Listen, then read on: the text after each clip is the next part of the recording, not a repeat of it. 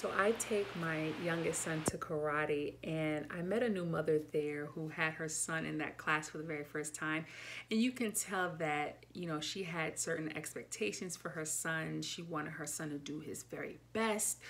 She was kind of making remarks on all his moves, and she oftentimes was expressing her kind of disappointment, and it was through her shaking of the head and her size and things like that. And I encouraged her and I told her, this is just his first class, give him some time and he'll definitely catch on.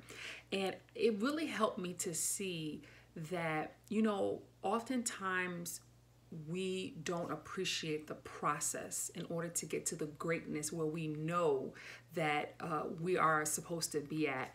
And when you're in the process, there's going to be a lot of mistakes. You're going to be confused. You're going to not know where you're going. You're not going to know the right moves, the decisions to make.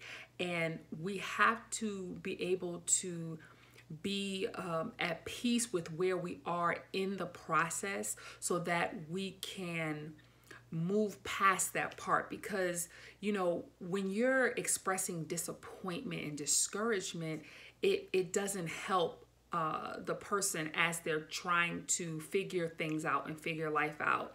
And it made me look at my own life when it comes to my own sons. And it showed me, Joy, you really need to make sure that even during the process, you are encouraging your children. You are encouraging them and you are giving them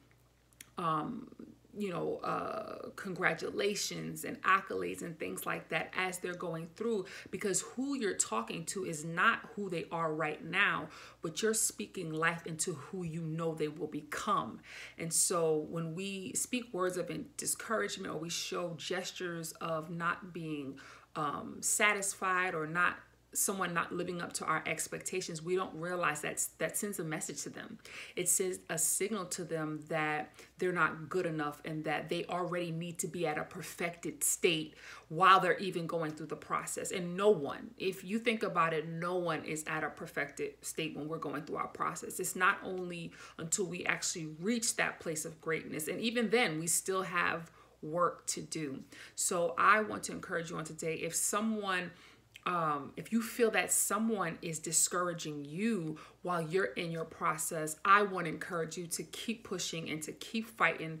This is but a season and you will get through it and you will arrive on the other side. There is a light at the end of that tunnel.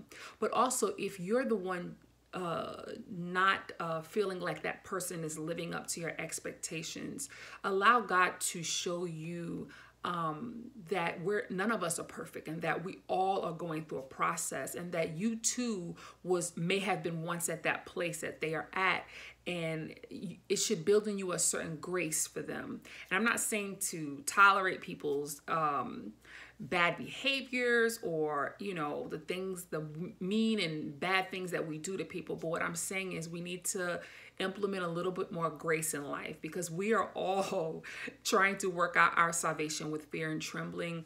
And when we don't show each other the grace, then we kind of do what the rest of the world does by criticizing and pointing fingers instead of uplifting and encourage one another. So I just want to encourage you all today, be that encourager. And sometimes, let me tell you, you got to encourage your own self. Sometimes you have to do that, but know that you will not always be where you are, and that along the way you should be learning who you are. You should be learning all the character that needs to be learned. So when you finally get to the light at the end of that tunnel, you'll be able to be a better version of yourself. So be encouraged on today. Love you. Bye.